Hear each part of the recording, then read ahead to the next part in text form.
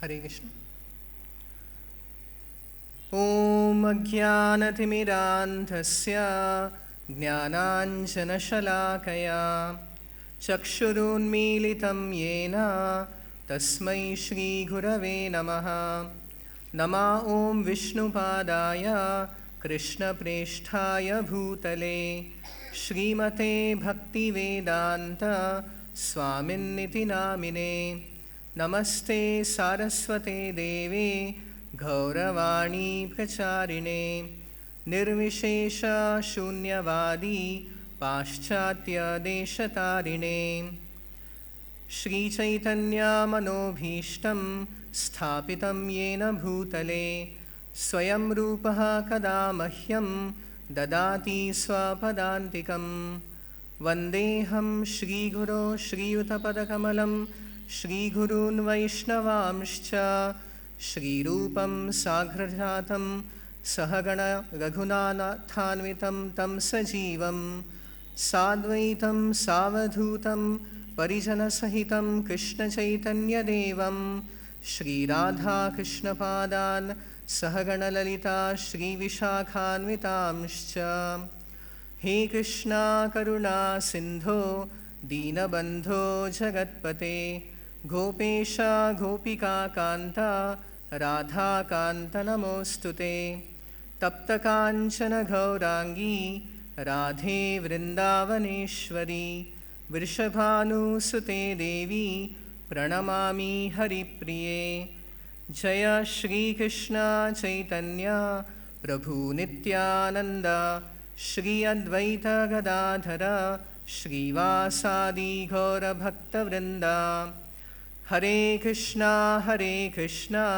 कृष्ण कृष्णा हरे हरे हरे राम राम राम हरे हरे। गीताशास्त्रमिदं पुण्यं यः पठेत् प्रयतः पुमान् विष्णोः पदम् अवाप्नोति भयशोकादिवर्जितः। गीताध्यायनशीलस्य प्राणायामपरस्य च नैव सन्ति हि पापानि पूर्वजन्मकृतानि च। मलिने मोचनं पुंसां जलस्नानं दिने दिने सकृद्गीतामृतस्नानं संसारमलनाशनं। गीता सुगीता कर्तव्या किमन्यैः शास्त्रविस्तरैः या स्वयं पद्मनाभस्य मुखपद्माद्विनिसृता। भारतामृतसर्वस्वं गीता गङ्गोदकं पीत्वा पुनर्जन्म न विद्यते। सर्वोपनिषदो गावो दोग्धा गोपालनन्दनः पार्थो वत्सः सुधीर्भोक्ता दुग्धं गीतामृतं महत्। एकं शास्त्रं देवकीपुत्रगीतम् एको देवो देवकीपुत्र एव एको मन्त्रस्तस्य नामानि यानि कर्माप्येकं तस्य देवस्य सेवा। Hare Krishna. So, I'd like to welcome everyone who has come here for this lecture series entitled The Essence of Bhagavad Gita. In the Bhagavad Gita, chapter 4, text number 3, there is one very important description about the nature of Bhagavad Gita. Here it is said that Rahasyam hi etad uttamam. Etad, this Bhagavad Gita is described as Uttama Rahasya, or the most confidential, the most mysterious secret. So, although the Bhagavad Gita is there, containing 18 chapters and 700 verses, still it is like a treasure box which is locked. Now, how do we open, how do we unravel this most valuable treasure. In the Gita Mahatmya, in the glories of the Bhagavad Gita, it is stated many times that Gita Amritam. This Bhagavad Gita is the most nectarian ambrosia, which can give the highest benefit for each and every one of us. This is Gita Amritam. But to receive and to understand this Bhagavad Gita, basically in Bhagavad Gita, or to hear or to understand spiritual knowledge, there are most important two things. One is the speaker and another is the hearer. In the Srimad Bhagavatam, Canto 10, text chapter 1, text number 13, it is said, Vasudeva katha prashnaha purushan trin punatihi. That any discussion, any topic, any subject matter which is in connection with Vasudeva, in connection with the Supreme Lord, Purushan Strin Punatihi, it gives the ultimate benefit, it delivers, purifies three categories of people. Number one, Vaktaram, the speaker himself is purified, delivered, is greatly benefited. Prachakam, and the second category of people is the one who inquires, Prachakam. And the third category is Shrotrin, anyone who hears these subject matters. So, just like the Ganga, wherever it flows, whoever comes in contact with it is purified.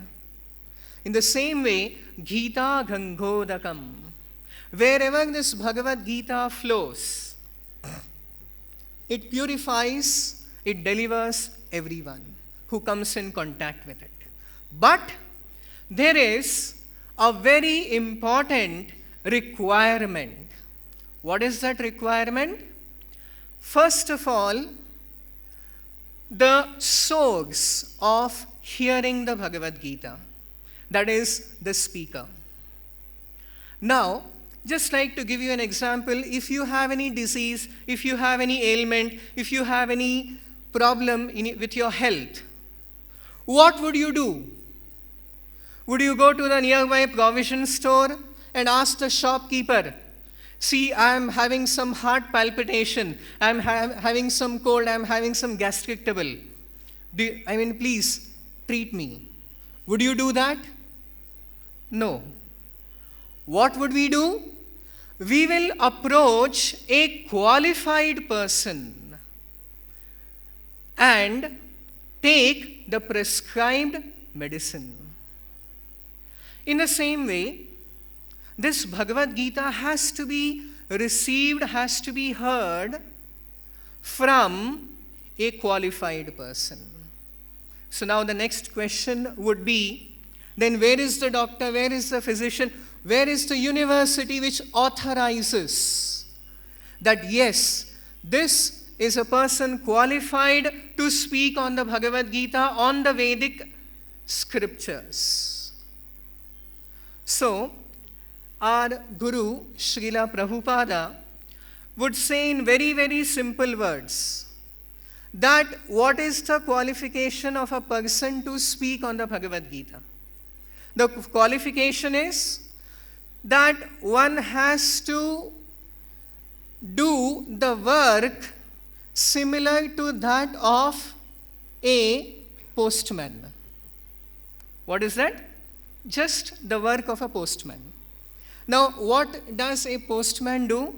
If you have to send any message to anyone, the postman will just take that message and without any addition, without any deletion, without any change.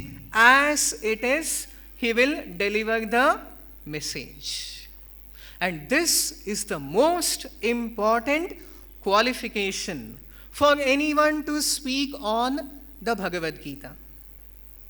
The Bhagavad Gita itself consists of two words, Bhagavat Gita. It is the direct revealed word, the direct revealed spoken word of the Supreme Lord. And hence, each and every word, each and every letter of the Bhagavad Gita is completely perfect and the absolute truth. And hence, it does not require any addition, any subtraction, any interpretation, any change. It has to be accepted, it has to be received as it is. Just like a postman comes and delivers the message, the letter. So, personally, I may not have any qualification to speak on the Bhagavad Gita. But the only qualification, the only reason that I may wish to speak on the Bhagavad Gita is that I would want to follow in the footsteps of my Guru, my Acharya, His Divine Grace, Bhakti Vedanta, Swami Prabhupada, and all the great Acharyas coming down since eternal time who have been propagating this most essential knowledge for the society since time immemorial. There have been great Acharyas even in the recent past, like Baladeva Vidyabhushana, Vishwanatha Chakravarti Thakura, Sri Chaitanya Mahaprabhu, Sripada Madhvacharya, Sripada Ramanujacharya, Sripada Shankaracharya, Sripada Nimbarka Acharya, who have very clearly and eloquently revealed the message of the Bhagavad Gita to the masses. So, now, this is the qualification of the speaker. Next, I'll come to there is also a requirement to hear the Bhagavad Gita, to hear the message of the Bhagavad Gita. So which all of you should carefully know, understand, and try to imbibe in yourself. It is stated in the Srimad Bhagavatam, Canto 1, Chapter 3, text number 44 by Suta Goswami. Tatra kirtayato vipra viprangsher bhuri tejasaha aham chadhyagamam tatra nivishtasthad anugrahat. Here Suta Goswami says that the secret to hear the transcendental divine message of the Bhagavatam or of the Bhagavad Gita is to nivishtas, to hear attentively, receptively, with an open mind. Just like there is an example in the Hitopadesha that once a king called that on a festive occasion he said that I will distribute the most delicious kheer, payasam to everyone. So many people came that day, and a person came forward holding a huge container, and the king started pouring into it. But all the sweet rice, the kheer, the payasam that he poured, nothing went inside it. Can you guess the reason why it would be so? Because the lid was not opened, it was closed.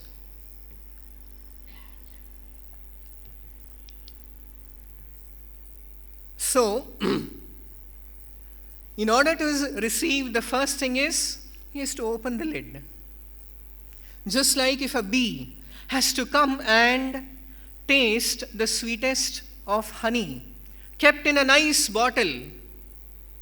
Now, it may be very sweet nectarian honey, but if it is closed in a bottle, the honeybee, with all its attempts, will not be able to taste it. Likewise, whenever we hear something, although we may hear it with our ears, our minds will be closed with so many preconceived ideas and notions that we'll be unable to open ourselves and receive the message. So therefore, the qualification of the hearer is they have to hear receptively with an open mind. So everyone present here, is everyone ready to hear with an open mind, without any prejudices, without any preconceived notions? Yes or no? Okay. So we shall proceed ahead with trying to understand some basic facts about the Bhagavad Gita. As I mentioned, the Bhagavad Gita means Bhagavat Gita, the revealed word of Bhagavan, of God. So this Bhagavad Gita is historically authorized, authenticated. The Bhagavad Gita was spoken. When was it spoken? In the Mahabharata, it is recorded that the Bhagavad Gita was spoken at the end of the age called Dwapara Yuga. And there have been extensive research done to identify the exact time of the Battle of Mahabharata, and through a technique called sky mapping, according to the descriptions given in the Mahabharata about the astronomical positions, it has been calculated that the Bhagavad Gita was spoken on the 22nd of November 3138 BC, which is exactly 5149 years back. So Bhagavad Gita was spoken on the first day of the Battle of Mahabharata, and according to the Vedic calendar, it was spoken on Margashirsha Shukla Ekadashi, on the day of Ekadashi of the waxing fortnight of the Shukla Paksha of the month of Margashirsha. So, this is the timeline of the Bhagavad Gita. Next is, where was the Bhagavad Gita spoken? This Bhagavad Gita was spoken at the place called Kurukshetra. Kurukshetra is even now present about 150 kilometers from New Delhi. In Kurukshetra, there are actually many places, many spots connected with the Battle of Mahabharata, and also there is the exact location where the Supreme Lord Krishna stood and spoke the Bhagavad Gita. The name of the place is Jyotisar, and there is a very beautiful memorial erected, and there is a very beautiful lake as well, marking the spot where the Bhagavad Gita was spoken. Now, next question, who spoke the Bhagavad Gita? We all know it was spoken by Shri Krishna himself. To whom? It was spoken to Arjuna. and it was narrated. It comes in the Mahabharata as a dialogue between Dhritarashtra and Sanjaya. So, Sanjaya actually narrated this Bhagavad Gita on the 10th day of the battle. It is recorded it is a part of the Bhishma Parva of the Mahabharata, and the battle began on the first day. The Bhagavad Gita was also spoken on the first day at the beginning of this battle, but it was narrated by Sanjaya to Dhritarashtra on the 10th day. How is it so?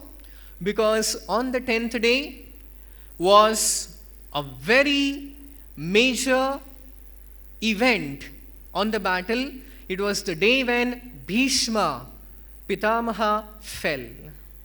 So at that time, Sanjaya who was also participating in the battle of Kurukshetra, he will come back.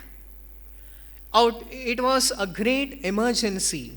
So Sanjaya will come back from Kurukshetra to Hastinapura, and at that time Dhritarashtra will inquire from him, which is the beginning of the Bhagavad Gita. He will ask, what happened? Tell me from the start, tell me from the beginning. And at that time, Sanjaya will narrate the Bhagavad Gita. In fact, Sanjaya was empowered, was gifted with the divine vision that although he was in Hastinapura, he could, just like we can see a live telecast. Similarly, Sanjaya could envision, could see all that was taking place, that was happening in Kurukshetra. This is stated by Sanjaya himself in chapter 18, text number 75, where Sanjaya says, Vyasa prasadat shrutavan etad guhyam aham param. I have been able to hear this conversation because this Bhagavad Gita was being spoken by Krishna to Arjuna.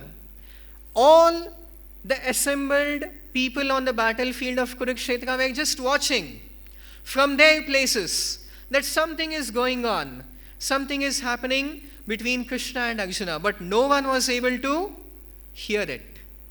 But only Sanjaya could hear this by the arrangement of Vedavyasa.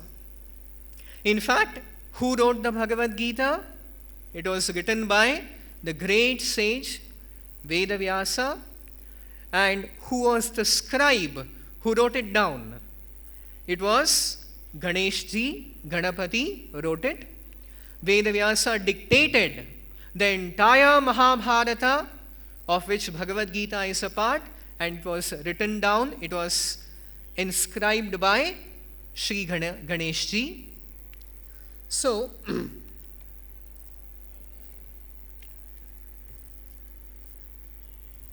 this Bhagavad Gita,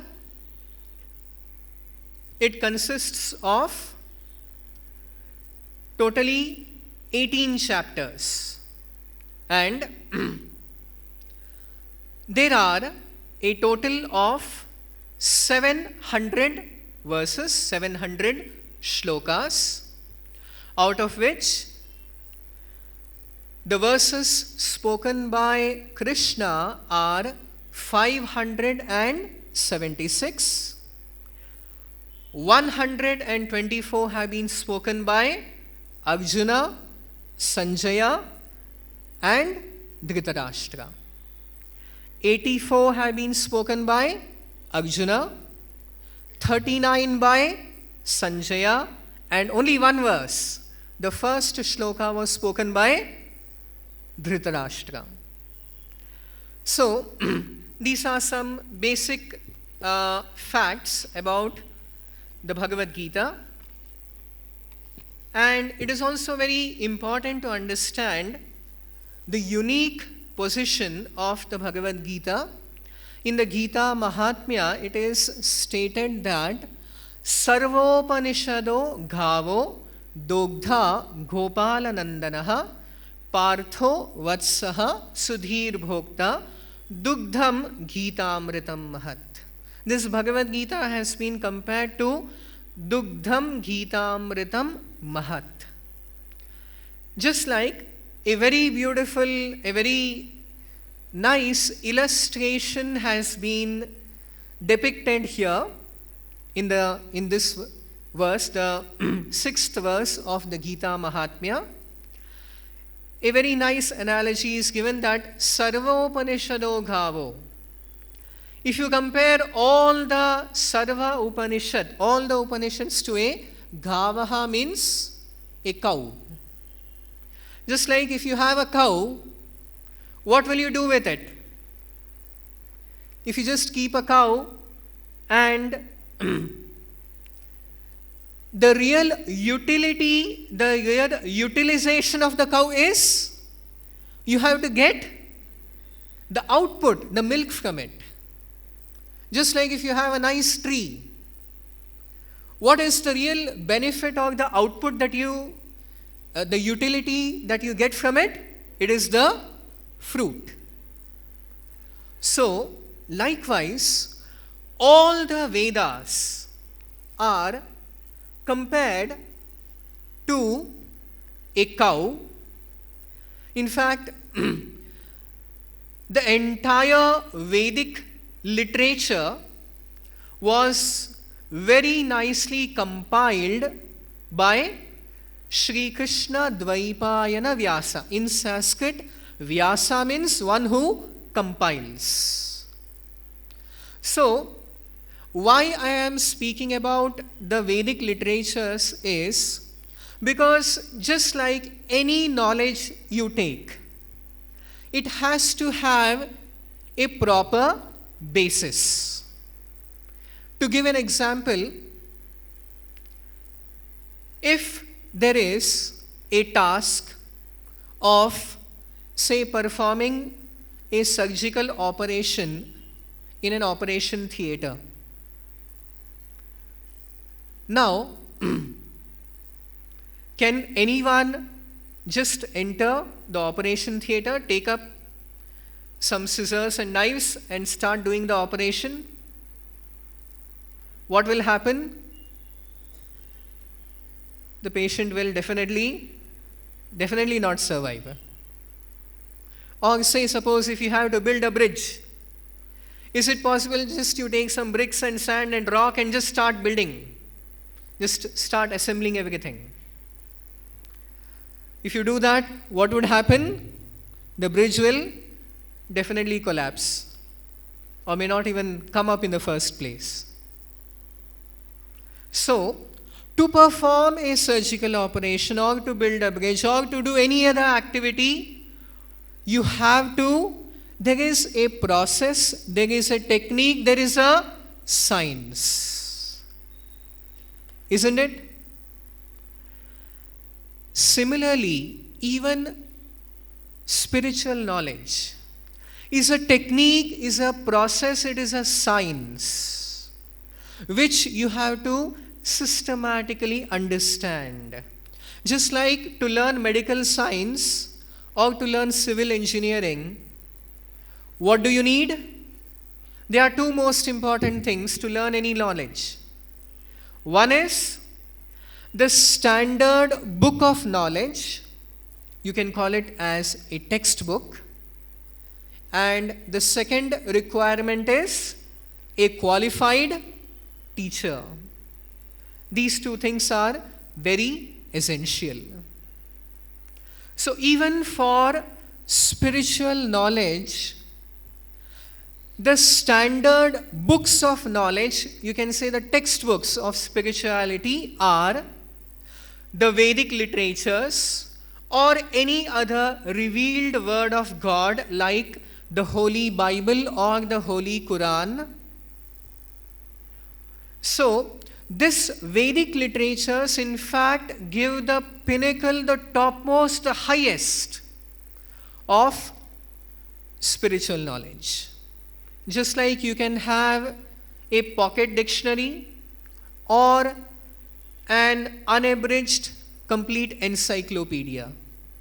So the Vedic scriptures are very, very exhaustive, covering every aspect of spirituality in the finest, in the ultimate detail. So these Vedic literatures are mainly, there are 4 Vedas. How many? 4 Vedas. Rig, Yajuh, Sama, Atharvakya. Then the Vedic knowledge has been summarized into the Upanishads. And there are a total of 108 Upanishads. Then there are 18 Mahapuranas, 18 major Puranas. Then all this knowledge has also been presented in the form of very interesting, captivating histories which are known as itihasas. And there are 2 major itihasas. One is the Ramayana and the other is Mahabharata. And finally, the entire Vedic knowledge has been presented in coded form, in the form of Vedanta Sutra, which consists of 4 sections of 555 sutras. They are known as Vedanta Sutra, which begin with Om Athato Brahma Jigyasa, Om Janmadyasya Yataha. So now, it is very, very significant to understand the unique position of Bhagavad Gita among all these Vedic literatures. Here it is stated that if you compare all the Vedic scriptures to a cow, now to even get the benefit of milk from the cow, the second requirement is, even if you have a cow, next you need a milkman. Someone who is expert, who knows the technique to draw the milk out of the cow, out of the udders of the cow. And that most expert milkman of the Vedic scriptures is none other than Dogdha, or the milkman is Gopalanandanaha. Our Sri Krishna, who was right from childhood, he would every day go to the beautiful forest of Vrindavan and herd the cows on the banks of the beautifully flowing Yamuna river. So now on the battlefield of Bhagavad Gita, Krishna did another kind of milking, but this time he took all the Vedic literatures, the entire knowledge of all the Vedic scriptures, and in fact of every knowledge that has existed since eternity, and churned and given the essence of complete spiritual knowledge. So, it is also significant in this allegory, whenever the cow is milked, it will not give the milk immediately, so easily to the milkman. First, it will give to its own calf, its dearmost calf. So, here in this case, Vatsaha means calf. Who is the calf? Partho Vatsaha. The calf is Partha Arjuna.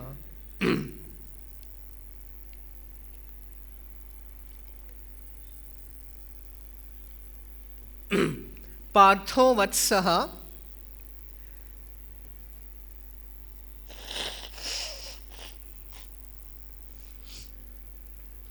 And next, in this verse, it is said that Sudhir Bhokta.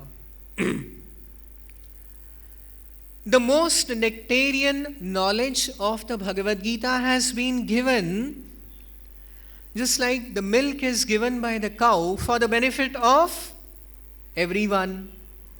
The whole human society takes advantage of this gift. Likewise, Sudhir Bhokta. Dhihi means intelligent, and Sudhihi means the most wise, the most intelligent. So, in fact, in the Bhagavad Gita, in chapter 18, text number 70, Krishna also declares that Adhyeshyate chaya imam dharmyam samvadam avayoho jnana yagnena tenaham ishtah syam iti me matihi.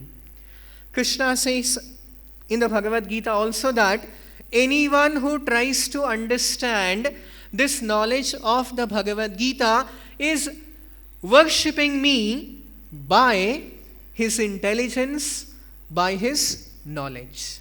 Jnana yagnena tena aham ishtaha.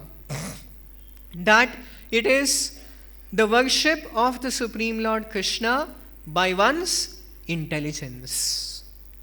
So, in fact, Srila Prabhupada had the great desire that this most important education, this most important knowledge should be imparted right from the beginning of one's life. Because this is the most essential, useful, beneficial knowledge that we can ever obtain in our life, that we can ever obtain in the sojourn of our millions of lives, in fact.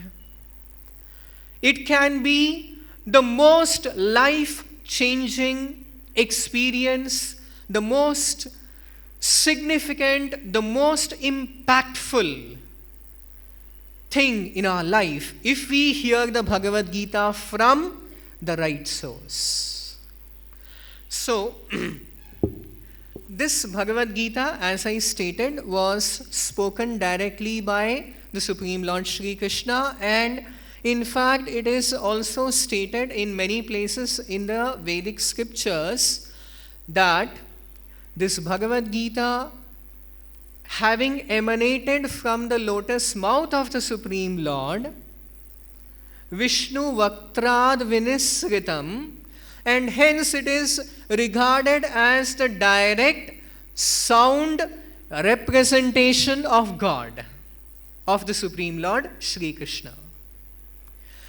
The Bhagavad Gita is the sound incarnation of the Supreme Lord, being his direct word, just like the Holy Bible or the Holy Quran is the revealed word given by God to his messenger or to his son, and which was further broadcast by the son or messenger of God to the whole world.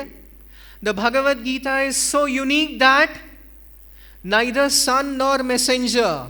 Here directly God is coming forward and speaking. And hence the name Bhagavad Gita, the word of God.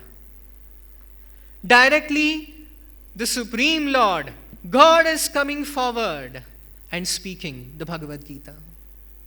So therefore, there is very beautiful, very, very wonderful glorification of the Bhagavad Gita, which is known as Gita Mahatmya. There is a very beautiful description of Gita Mahatmya, the glories of the Bhagavad Gita, in the Padma Purana, where each and every chapter of the Bhagavad Gita is uniquely glorified for its content, benefit, and its message. There, I'll just read a few verses wherein it is described that this Bhagavad Gita is in fact the direct representation of the Supreme Lord Shri Krishna. शृणु शुश्रोणि वक्ष्यामि गीतासु स्थितिम आत्मनः वक्त्राणि पंचजानीहि पंचाध्यायान अनुक्रमात्. Here it is stated that the first 5 chapters of the Bhagavad Gita, they are representing the 5 Vaktrani, the 5 faces of Lord Narayana, Lord Vishnu, and Dasha Adhyayan Mukham Chaikam Udaram Dvau Padambhujau. The next 10 chapters of the Bhagavad Gita, they represent the 10 arms of Lord Narayana, and one chapter, the 16th chapter, represents the Udaram, the belly, the abdomen of the Supreme Lord, and Dvau Padambhujau. The last 2 chapters, the 17th and 18th, they represent the Padambhujau, the 2 lotus feet of Lord Shri Krishna. And hence, it is continued that Evam Ashtadashadhyayi Vanmayi Murtirishwari. That this is Vanmayi Murtihi. This is the direct sound representation of Krishna. Ato dhyayam tadardham va shlokamardham tadardhakam abhyasyati somedhayaha susharmaiva sa muchyate. It is said that ato adhyayam, if anyone abhyasati, if anyone seriously studies even one chapter of the Bhagavad Gita, or tadardham, or even a half a chapter, or just shlokam, or even one single shloka, or tadardhamba, or even half a shloka of the Bhagavad Gita, if anyone seriously takes it up, what would be the most wonderful result of that? It is stated that saha, such a person, muchyate, will be liberated, will attain the highest perfection of life, will achieve liberation. Such is the wonderful glory and the potency, the spiritual potency of the Bhagavad Gita.